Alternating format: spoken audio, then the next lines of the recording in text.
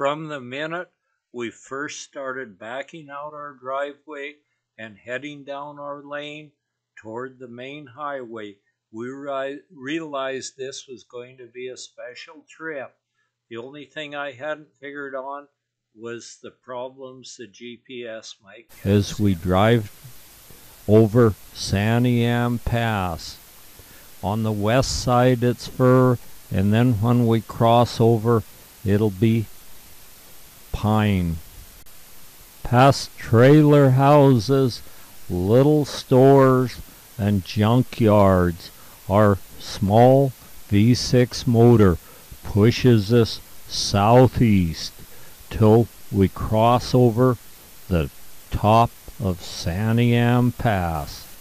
The quake and aspen are extremely nice with their fall color. From the pine forest of northern Oregon, north central Oregon, to the sagebrush and juniper trees of the Oregon Desert in southern Oregon, we push on toward our final destination of Mexico.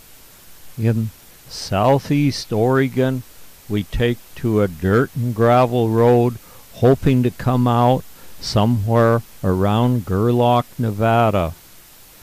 The poplar trees and the quake and aspen are the very best of fall colors at this time. Although we know better, we're relying on our GPS to steer us to Gerlach, Nevada, somewhere around 100 miles of dirt road. But then we get off the track and end up going through on top of a mountain where the road gets smaller and smaller and smaller. Marge was getting pretty nervous by this time and wanted to turn around, but I wanted to push on. She said, "What happens if we run out of road?" I said, "Well, we've got a shovel and an axe. You can just build our own road." But that didn't sound like a good option. So we turned around and steered a course for Heart Mountain Refuge. She was so upset that I needed to get her to a hot springs and see if she'll mellow out a little bit. We follow around the base of Heart Mountain, and then we go past the headquarters, which were built during the Great Depression by the CCC. We slowly steer right past the headquarters of Heart Mountain Refuge with a course steading on the hot springs of Heart Mountain. It's about 7 more miles down, but it's a nice road, and we'll probably see some wildlife in this wildlife refuge. We hold right at the fork. The other one takes us out towards French Glen, a long, bumpy gravel road all the way to French Glen. Then we see it, a few mule deer sneaking across the road just before we drop down into the canyon where the hot springs are. There's a little buck with him, very proud little fella, munching on some of the grasses and sagebrush tips.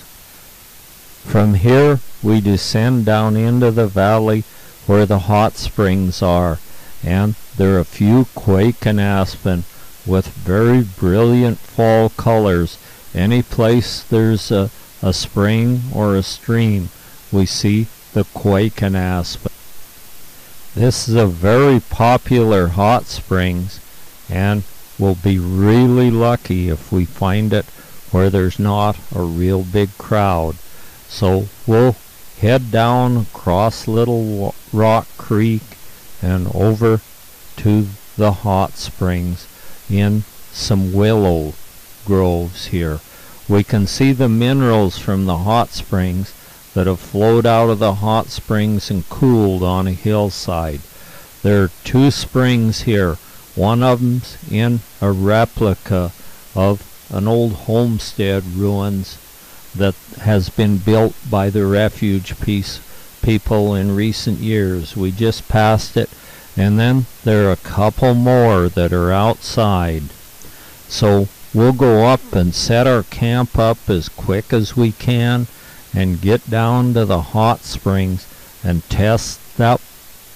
There are numerous places where you can choose to set up your tent, and so we're going to pick us out a good one, and it looks like we're not alone.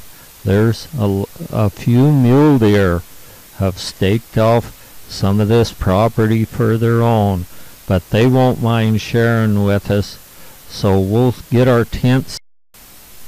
It takes us only a matter of very few minutes till we have our tent set up right in the shade of some willows.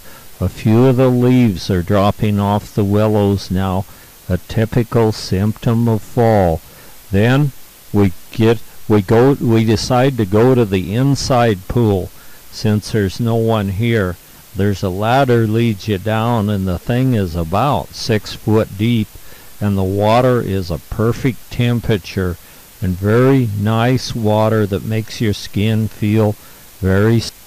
That night while we slept, Mother Nature pulled an unexpected trip on us. It started pouring down rain. Marge insisted we get up and go, even though it wasn't daylight yet. We started off heading toward Lakeview, and then we go down 395 till we come to Pyramid. We take a road off to Pyramid Lake, and I always enjoy going by Pyramid Lake. It's one of our more interesting places, and it's home to the large Lahontan cutthroat. It's on an Indian reservation, and you can get a permit from the Indians to go fishing for these. We've never fished for them there, but someday we gotta try it. There are little pyramids of rock which come jutting up all around the lake and even in the surrounding hills, and they remind you of a pyramid. It seems as if everything here is shaped like a pyramid as we go right around Pyramid Lake, and then we come to the high school, and it too is shaped like a pyramid. Next we hit 95 and head south till we come to the spot where we're going to call home for tonight. It's Fish Lake Hot Springs, and it's a really good hot springs. Hot water at a perfect temperature just comes gushing right out of a well, and it's a big stream, and then it goes out where it finds its home in 2 pools. The next morning we roll out of bed early, get on Highway 95 and head south. We go past one of the old brothels. That's just a testament to what a difficult business it is, 'cause it's shut down. Then we pass a souvenir shop / brothel. They've got souvenirs there, but probably none you'd want to take home to Mama. They might be a little bit on the iffy. By now reality sets in, and we realize that we've gone quite a ways south. Instead of seeing firs and pines and quaking aspen, we're seeing palm trees along the road as we near Las Vegas. And it's a major population center, someplace we usually try to avoid. But sometimes it's better just to go through it and get it over with. It takes plenty long to get out of Las Vegas, but with sweaty palms we finally make it, and then we're heading out by Boulder City, and Needles will be next as the sun sinks lower and lower in the distant horizon. We're making good time though, and we're hoping to get in to Five Palms Hot Springs about dark. Past boulders to no end as we go through Boulder City, and then out by Needles, where there are tiny little peaks that resemble needles, I guess is maybe where they got their name. And we're in a different type of terrain now. We see no palm trees, just a lot of brush as the sun sinks lower in the western horizon, silhouetting the little peaks around Needles. It looks like dark's gonna be upon us by the time we get to the spot where we're going to camp, but there's a full moon, so we can set our camp up in the light of the moon, and it's really full and nice tonight, as we're only a couple hours from where we camp. The next morning we wake up in the big Imperial Valley, where there's all this farming going on. We have our tent set up in some brush in the primitive area of the Imperial Sand Dunes, where it's nothing but sand and bushes. But there's hot springs here where General Patton was drilling for water to train tank troops for the battle in northern Africa. It was an artesian well, and it's still bubbling out of the ground here with a nice pool around. There's a little bunch of Africanized honeybees have made their home near here, but they don't seem to be any problem to us. As long as we leave them alone, they seem to leave us alone. Our little backpack tent serves us well, as we set it up here in a good spot where we can watch the sun rise and set over the Imperial Valley, and then the moon comes out. It's a spectacular sight as we see it standing tall in the sky beyond us. The next morning we find ourselves in Mexico, and Marge has a hunger that won't stop, so we go to a little Mexican restaurant where you can get a feast for a very, very reasonable price. She's working on getting her dental work done. Now she goes back into her dentist's office to face reality again. After a few hours in Mexico, we once again get in our little pickup and head back for the Imperial Dunes, where we'll spend another night, and then we'll head on out. She had some dental work done, and the dentist told her that it needed to heal for about 2 weeks, and then she needs to come back. So we're going to do that. We're going to go to Saline Valley for about 2 weeks and then go back to Mexico, past the Imperial Sand Dunes, where the wind has blown mountains of sand up. These are probably old sediments from the Colorado River. And then just beyond the dunes is some of the most fertile farmland you'd find any place.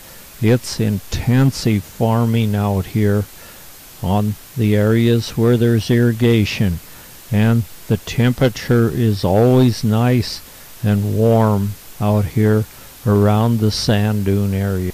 The next morning we roll out of bed about the time the second siege of coyote howling goes on, and we're heading through the Palm Springs area and on as we head north of where we were camped. Generators to generate power as we go past Palm Springs.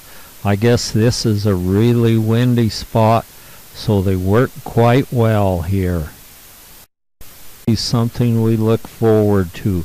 Now we're in our own territory and we can enjoy the scenery around as we pass the Joshua trees. Some of these are extremely old. Then we can look down in and see the sand dunes in the bottom of the Panamint Valley. These are the sand dunes they claim in a hot windy day you can hear them sing. And now as we descend down into the sand, we're losing altitude in a hurry as we drop down to the valley floor below us.